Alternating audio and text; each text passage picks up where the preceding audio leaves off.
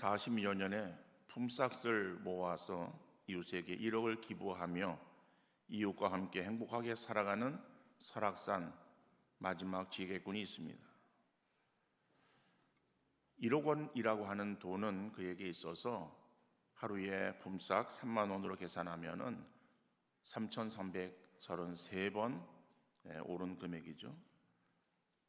이 사람은 6남매 중에 셋째로 태어났습니다. 그런데 아주 가난한 그러한 집안 사정 때문에 학업을 포기하고 생계를 위해서 남의 집에 머슴살이와 또 막노동 등 닥치는 대로 일을 해야 했습니다. 그러다가 16살에 설악산에 들어와서 지게꾼이 되었던 거예요.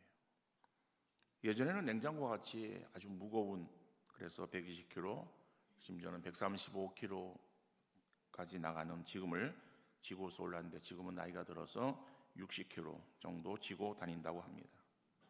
그렇게 힘들게 번 돈의 대부분을 자신보다 어려운 이웃을 위해서 사용한다는 거예요.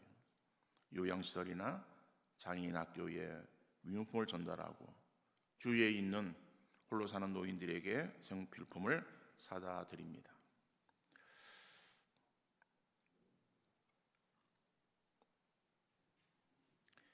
그런 이러한 그 선행은 그의 지적장애 1급인 아들 때문에 시작한 거예요. 그의 아내 역시 지적장애인이었습니다. 중매로 아내를 만났는데 지적장애가 있는 아내를 자기 평생 자신이 돌봐줘야 되겠다라고 하는 그러한 결심으로 결혼을 합니다. 그런데 아들도 지적장애를 가지고 있어요.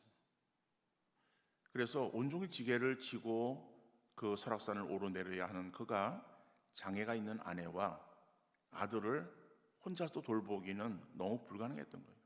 그래서 고민 끝에 장애인 시설로 아들의 거처를 옮겼는데 아들을 자기가 직접 돌보지 못한다라고 하는 죄책감이 들었어요. 그래서 아들이 있는 시설에 음료와 과자를 전달했고, 아들이 좋아하는 모습에 행복감을 느껴서 자신의 것을 나누면은 더 많은 사람이 행복해진다는 사실을 알게 되었고, 그날부터 선행을 시작했다는 거예요.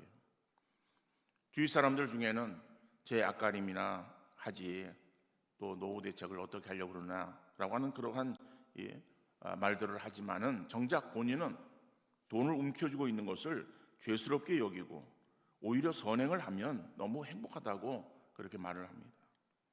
그는 어려운 가운데에 홀몸노인과 장애인을 돕고 효도 관광을 보내주는 등의 공을 인정받아 대통령상을 표창을 받기도 했습니다. 세상 사람들은 이러한 삶을 살고 있는 사람을 바라보면서 바보 같다라고 그렇게 손가락질할 수 있겠지만, 섬김의 맛을 본 사람은 그 일을 계속 하게 되어지는 거예요. 옛날 그 조미료 선전 가운데에 맛을 봐야 맛을 아는 닭뼈간장 이런 선전 문구가 있었어요. 경험하지 못한 사람은 시도조차 할 수 없지만은 체험적으로 그 맛을 아는 사람은 누가 말린다고 그 일을 그칠 수 없다는 것이죠. 우리 신앙생활도 마찬가지입니다. 다른 사람 위에 군림하는 자세로 일하면 처음에는 으쓱거리고 그리고 뭔가 된 것 같지만은 그러나 쉽게 허탈감에 빠지게 되는 거예요. 그러나 주님이 행하신 것처럼 섬기는 자세를 가질 때에 하는 일에 보람을 느끼고 의미를 찾아서 그 일을 계속하게 되어질 수 있습니다. 사도 바울 역시 데살로니가에 올 때에 힘들게 왔어요. 그리고 데살로니가 그 지역에서 복음을 전합니다.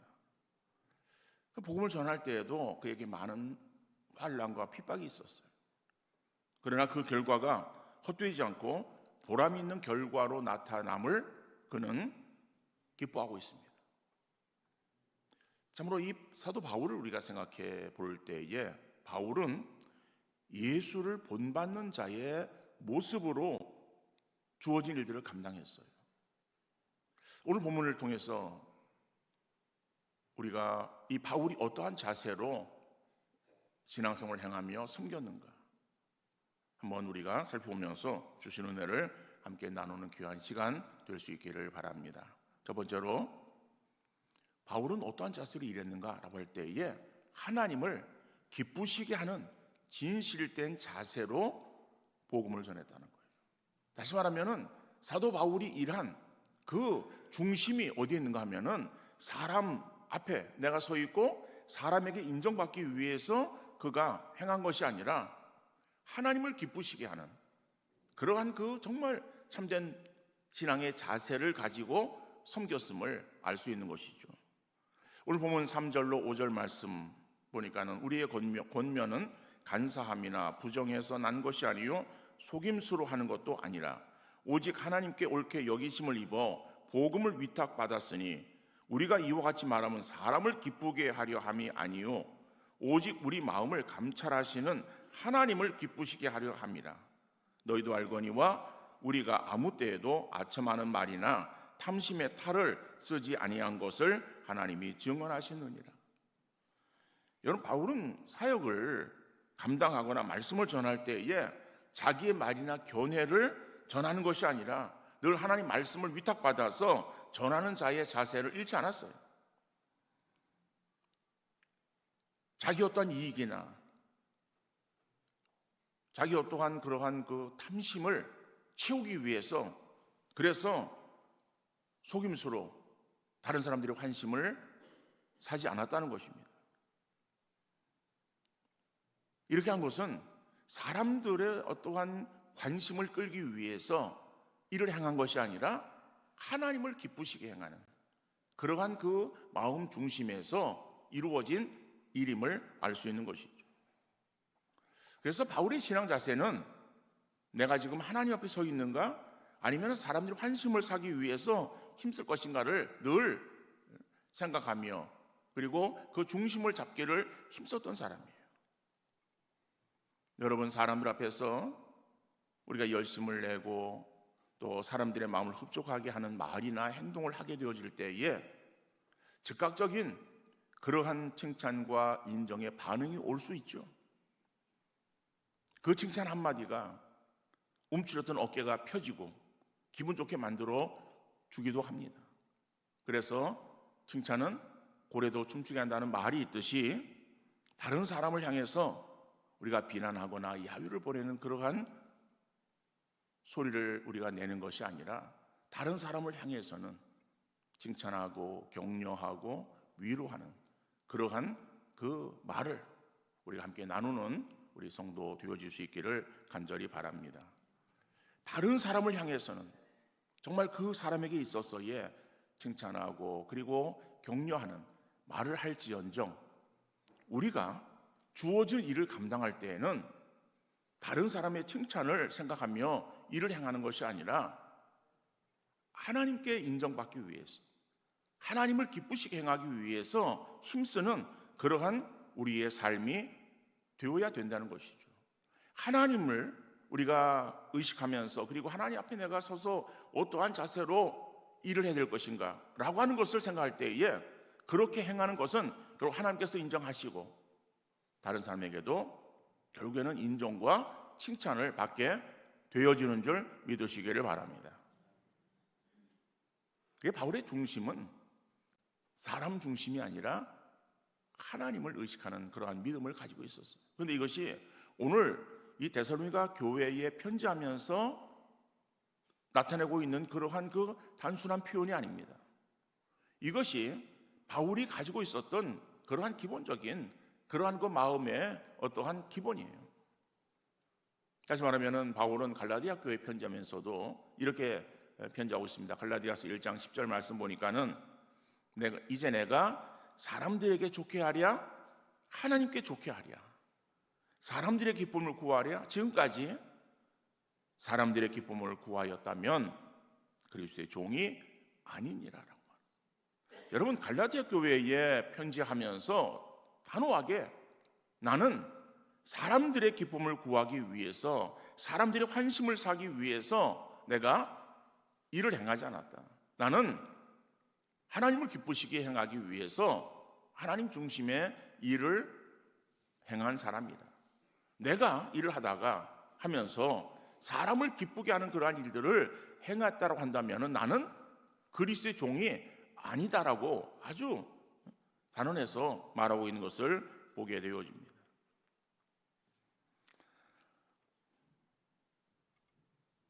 그러다 가지고 우리가 하나님을 우리가 의식해서 내가 하나님 앞에 서 있다라고 하는 그러한 믿음의 자세를 가지고 일을 행하는 그러한 그 사람들은 다른 사람들을 전혀 의식하지 아니하고 자기 마음대로 말하고 생각 나는 대로 행동해서는 안 된다라고 하는 거예요. 그러니까 우리가 하나님 중심과 사람 중심을 행할 때에 우선은 하나님 중심으로 우리의 마음을 정하고 그 앞에 내가 서 있음을 인식하는 믿음의 자세를 가지되, 그러나 다른 사람에 대해서 그냥 무시하고 그리고 그들에게 있어서 어떠한 우리가 다른 어떤 마음을 갖지 않는 그러한 자세가 되어서는 안 된다는 것이죠. 그러나 어떤 사람들을 보면은 다른 사람들이 환심을 사기 위해서 애쓰는 그러한 그 사람들, 처음에는 뭐 친절을 베풀어요. 상대에게 과분하게 대하기도 합니다. 근데 좀 지나고 나면은, 그리고 지나면서 관계가 소홀해지면은 변하는 거예요. 여러분, 우리가 다른 사람에게 인기를 끌고 그 다음에 다른 사람에게 있어 관심을 살 이유는 없어요. 그것이 우리의 목적이 되어서는 안 된다는 것입니다. 사람들의 관심이 아니라 우리는 하나님을 기쁘시게, 내가 하나님 앞에 서 있다라고 하는 그러한 그 믿음의 자세가 우리 가운데 있어야 된다라고 하는 사실입니다. 여러분, 하나님 앞에 내가 서 있다라고 하는 이 것은 우리 개혁주의 신앙에 있어서의 아주 중요한 그러한 그 포인트예요. 그걸 라틴어로 하면은 코람데오예요. 많이 들어보셨죠? 코람데오가 무엇인가? 내가 하나님 앞에 서 있다는 거예요. 내가 하나님 앞에 서 있으니까는 하나님 보시기에 나의 모습이 어떻고 내가 어떠한 자세로 신앙생활을 행하고 봉사를 해야 될 것인가 라고 하는 것들에 대한, 그렇죠? 가장 근본적인 그런 자세라고 하는 것을 우리가 알 수 있는 것입니다.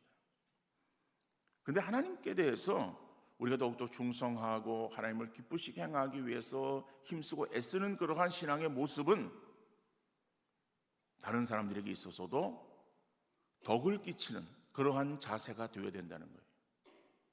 왜냐하면 우리가 우리 행하는 일로 인해서 다른 사람들이 실족하게 되어지면, 그러면은 우리는 하나님께 책망을 들을 수밖에 없어요. 그래서 우리가 다른 사람을 의식하는 것은 아니지만은 우리가 하나님 중심에 우리가 신앙생활과 봉사생활을 이루어 가야 되지만은, 그러나 다른 사람에 대해서도 우리가 정말 그들을 위하는 마음을 가지고 덕을 끼치는 그러한 그 신앙의 자세를 견제됨을 말씀하고 있는 것이죠. 하나님을 우리가 목적하고 하나님 중심에 하나님 기쁘시게 행하기 위해서 믿음으로 힘쓸 때에 그러한 삶은 다른 사람들에게도 칭찬으로 나타나게 되어지는 거예요. 심지어는 믿지 않는 그러한 사람들에게조차 인정되어지는 그러한 삶으로 나타날 수 있다는 거예요. 여러분, 우리가 구약의 다니엘을 보면은 다니엘이 어떤 사람입니까? 다니엘은 한마디로 믿음의 사람이었어요. 남유다가 망하고 그리고 이제 그 포로로 이제 바벨론으로 끌려갑니다.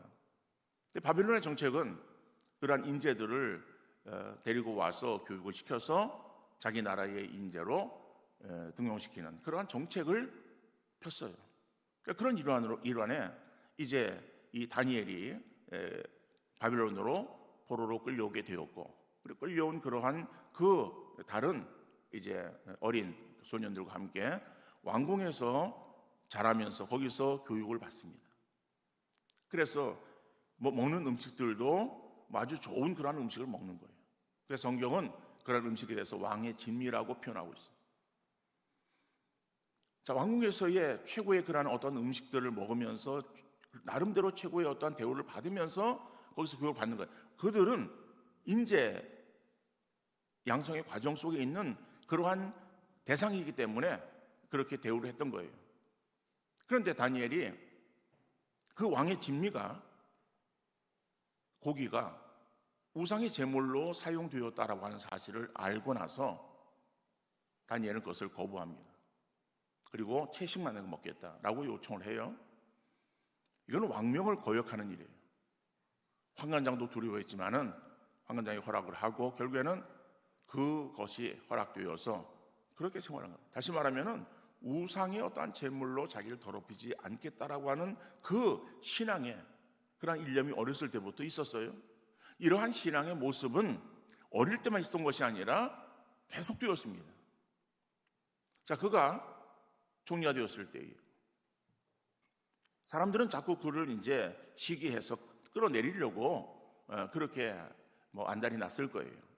그건 어느 곳에서나 정치적인 그러한 면에서는 다 그런 것 아니겠습니까? 그 사람을 내려눌러야 내가 거기에 올라갈 수 있다라고 하는 그런 생각 속에서 사람들을 자꾸 이렇게 모함하고 그리고 또 비난하고 끌어내려고 애를 쓰고 있을 거예요. 자, 그런 상황 속에서 사람들이 그 다니엘의 흠을 잡으려고 할 때는 흠이 잡히는 게 없어요. 한 가지 신앙 문제예요. 다니엘은 하나님을 섬기는 기도 생활을, 성전은 없으니까는 그냥 기도 생활을 계속했던 거예요. 그래서 하루에 3번씩 기도를 합니다.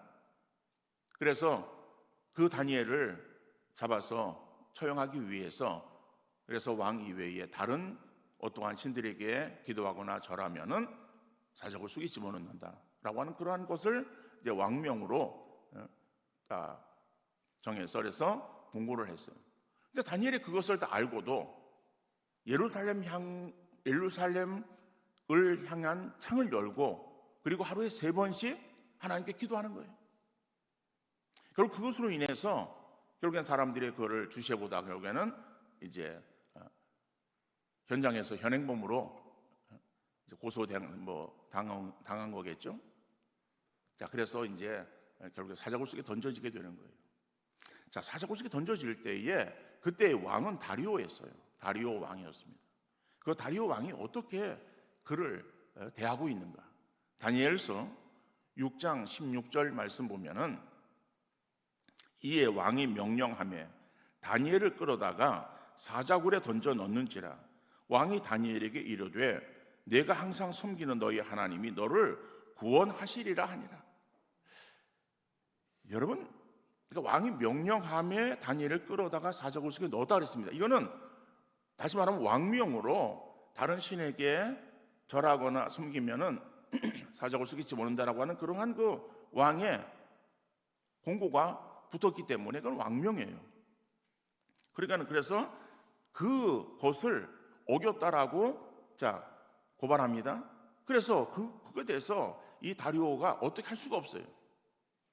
그래서 사자굴 속에 집어넣지만은 뭐라고 말합니까? 내가 항상 섬기는 하나님이 너를 구원하실 것이다라고 하는 거예요. 여러분, 이 얼마나 놀라운 이야기입니까? 다리오가 믿음 있는 사람인가? 그는 이방의 왕이에요. 믿음 있는 사람은 아니었어요. 믿음 있는 사람이 아니지만은 다니엘이 그 하나님을 섬기는 그 초지일관의 신앙의 그러한 그 모습을 바라보면서 그가 다니엘이 어떤 사람인 줄 알았다는 것이죠. 다니엘이 믿고 있는 하나님이 어떠한 하나님이신 줄을 알았어요. 그래서 사자굴 속에서 하나님이 너를 구원하실 것이다 라고 하는 거예요. 여러분, 그 사자굴 속에 던져지면 죽음이에요. 그 사자를 굴 속에 넣어놓고 그리고 굶주리게 합니다. 그럼 거기다가 예를 들어서 사람을 집어넣어 던지면은 그러면 사자 밥이 될 수밖에 없어요. 사람이 맨손으로 어떻게 사자와 싸울 수 있습니까? 그건 죽음이에요. 100% 죽음이야. 그런데 다리오가 다니엘에게 있어서 사자굴 속에 비록 던져지지만은 하나님이 너를 구원하실 것이다라고 그러한 고백을 하고 있는. 여러분, 이 다니엘이 정말 하나님 중심의 그러한 그 삶을 살았을 때에 그 삶은 결국 이방 왕도 인정하는 그러한 그 모습으로 드러나게 되는 것을 보게 되어지죠. 여러분, 우리가 신앙생활 행할 때에 정말 하나님 앞에 내가 서 있고 하나님을 기쁘시게 하기 위해서 믿음으로 바로 서 있는 그러한 신앙의 삶을 한다면은 우리는 다른 사람들에게 있어서도 자연스럽게 존귀함을 받을 수 있고 칭찬을, 인정을 받게 되어질 줄 믿습니다. 그러므로 우리의 신앙의 자세가 내가 늘 하나님 앞에 서 있다라고 하는 이 코람데오의 신앙을 여러분들 견지하시고 그 믿음으로 승리하는 우리 성도 되어질 수 있기를 간절히 바랍니다. 두 번째로 보면은 그가 어떠한 자세로 섬겼는가 하면은 권위가 아니라 사랑과 희생의 자세로 섬겼어요. 오늘 보면 6절로 9절 말씀 보니까 또한 우리는 너희에게서든지 다른 이에게서든지 사람에게서는 영광을 구하지 아니하였노라. 우리는 그리스도의 사도로서 마땅히 권위를 주장할 수 있으나 도리어 너희 가운데서 유순한 자가 되어 유모가 자기 자녀를 기름과 같이 하였으니 우리가 이같이 너희를 사모하여 하나님의 복음뿐 아니라 우리의 목숨까지도 너희에게 주기를 기뻐함은 너희가 우리의 사랑하는 자 됨이라 라고 말하고 있어요.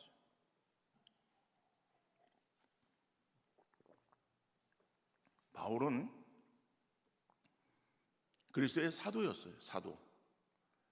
자, 그냥 사도로서 데살로니가 지역에 들어가서 복음을 전할 때에 그는 결코 그 데살로니가 성도들에게 있어서 사도의 어떤 권위를 내세우지 않았다는 거예요. 군림하려고 하지 않냐고, 영광을 받지 않으려고 했다는 거예요. 마치 자녀를 그 양육하는 유모가 부드러움으로 자녀를 대하듯이 바로 바울이 데살로니가 교회 성도들을 향해서 그러한 유순한 자가 되었다. 이거는 데살로니가 교회 성도들이 바울에게 있어서 사랑하는 자 되었기 때문이라고 말하고 있어요. 여러분, 사랑이라고 말할 때에 사랑이 어떤 것입니까? 우리가 사랑 그러면은 우리가 그냥 뭐 더 뜨거운 열정적인 그러한 좋아하는 뭐 이런 어떤 그 마음이 어떠한 그 모습을 우리가 사랑이라고 그렇게 생각을 할 수 있어요. 그런데 성경에서 사랑은 꼭 그렇게만 말하고 있지 않습니다. 우리가 잘 알고 있는 고린도전서 13장은 사랑장이라고 그런 별칭이 붙어 있는 장 아닙니까? 거기서 보면은 고린도전서 13장 5절에 보면은 무례히 행하지 아니하며 자기의 유익을 구하지 아니하며 성내지 아니하며 악한 것을 생각하지 아니하며라고 말하고 있어요. 다시 말하면은 그 사랑은 3절에서 보니까 사랑은 오래 참고 사랑은 뭐 온유하며 이렇게 쭉 나오고 있어요. 그런데 그 사랑이라고 하는 그런 그 주어는 한 번만 나오고 있어요. 그 뒤에는 계속해서 이렇게 서술어로 붙어서 쭉 열거되어지면서 5절에서는 무례히 행하지 아니하며, 다시 말하면 이 5절만을 딱 놓고 볼 때에 사랑은 무례히 행하지 아니하며, 그죠? 사랑은 자기의 유익을 구하지 아니하며 라고 하는 그런 의미의 말이에요. 여러분, 무례하게 행한다라고 하는 것은 사랑하는 상대를 존중해주고 위하지 않는 것이죠. 그러니까 무례하게 행한다라고 하는 건, 그러니까 무례하게 행하지 않는 거예요. 사랑은 무례히 행하지 않는다라고 하는 거예요. 그러면은 상대를 존중해주고 위해주는 그러한 그 마음을 갖는 것을 말하는 것이죠. 그건 우리가 힘이 없어서 굴복하는 그러한 자세가 아니라고 하는 거예요. 바울은 우리가 뭐 이미 빌립보서를 통해서 살펴보았듯이 가지고 있는 그런 그 외적인 조건은 아주 대단한 사람이었어요. 그는 베냐민 지파 출신이요. 출신부터 자기의 출신을 나타냅니다. 그 출신만 그런 것이 아니라 그는 그 자라온 그러한 그 환경 속에서 볼 때도 모든 교육들을 다 받았어요. 헬라의 그런 그 모든 교육을 다 그가 받았고, 또 율법으로는 가말리엘 문화에서 수학한 사람이에요. 공부한 사람이에요. 그리고 그는 신분적으로도 로마의 시민권자예요. 그러니까는 이 바울은 정말 대단한 사람이에요. 대단한 사람인데 자기의 그 모든 것들을 다 내려놓고, 그리고 다른 데살로니가 성도들을 향해서 그들을 위해주는, 그들을 높이고 그들을 배려하는 그러한 삶을 살아고, 결코 자기 어떠한 유익이나 어떠한 탐심으로 인해서 그들에게 있어서 행한 것이 아니라 다 모든 것들을 내어주는 그러한 마음의 자세로 섬겼음을 우리가 볼 수 있는 것이죠.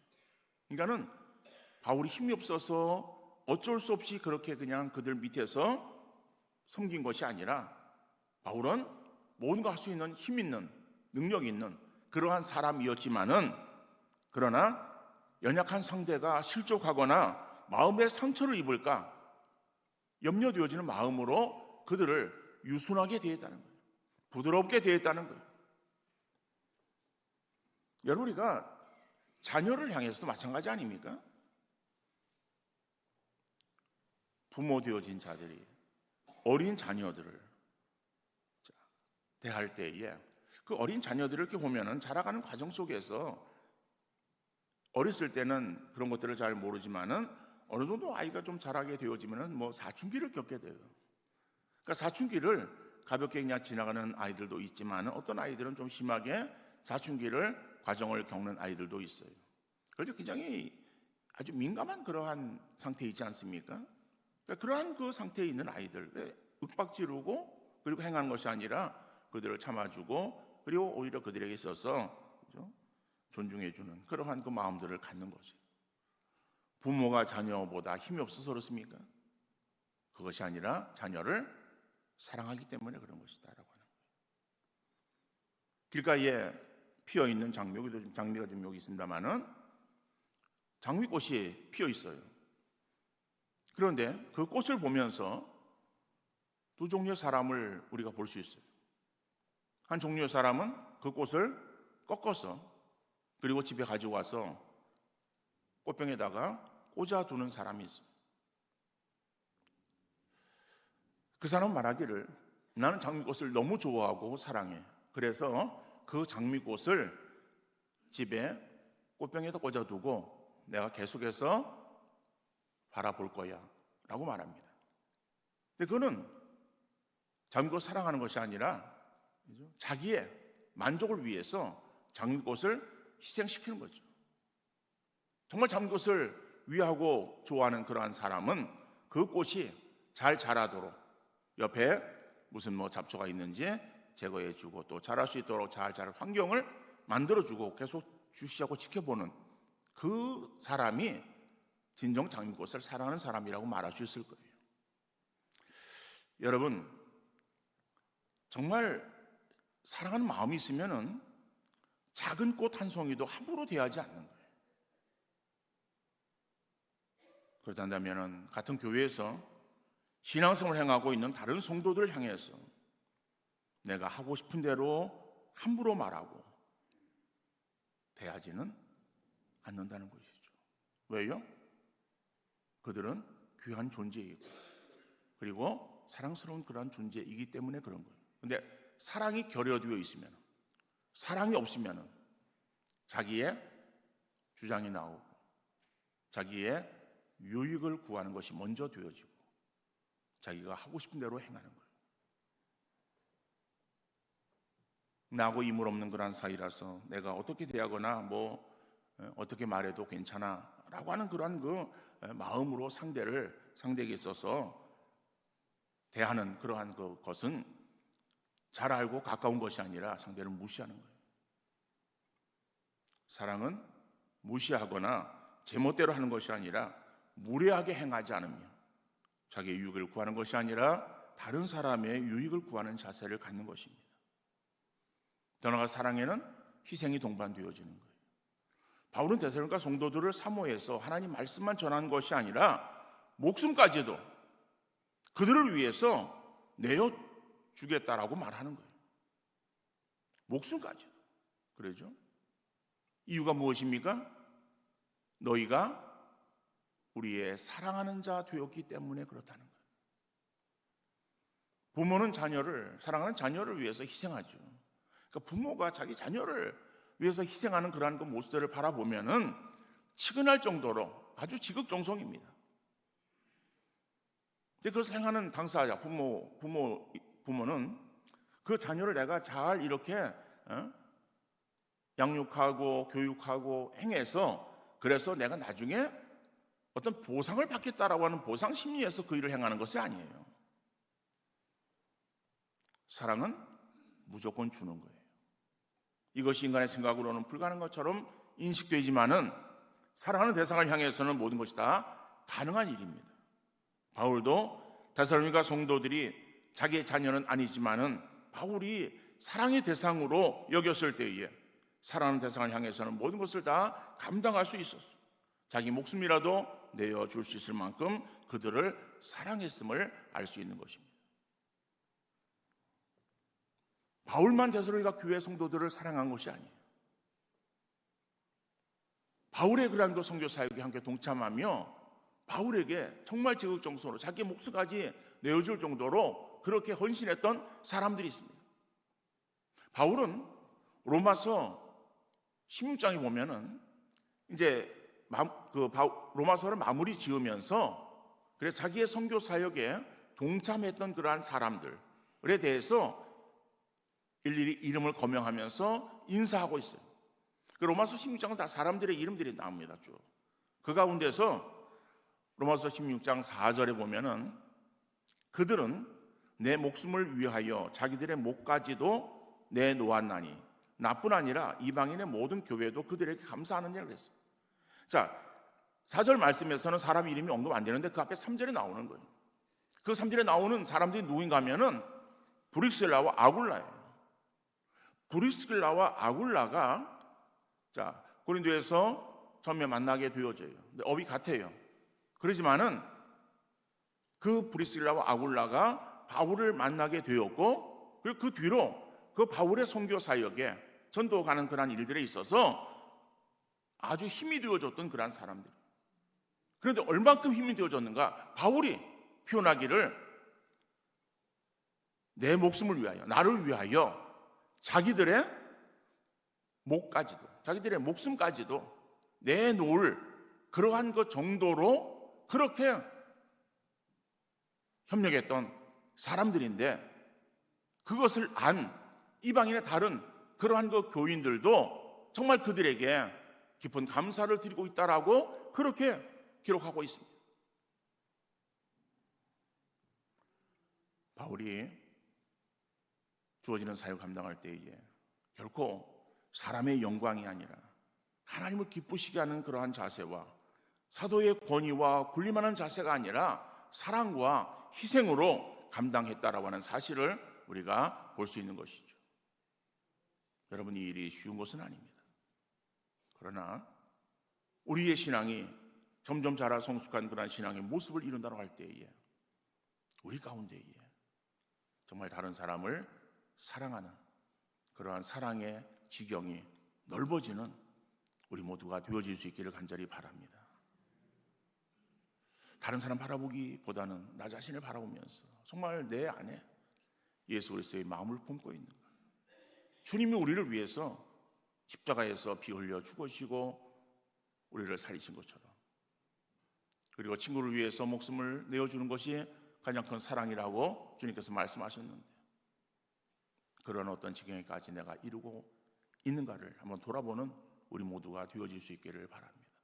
그래서 정말 우리 함께 신앙생활 행하고 있는 우리 교회 안에 우리 성도들 서로의 피는 나누지 않았고 오랜 시간 우리가 함께 지나지 않은 그러한 관계이지만 그러나 정말 내 마음이 주님의 마음으로 바뀌었어.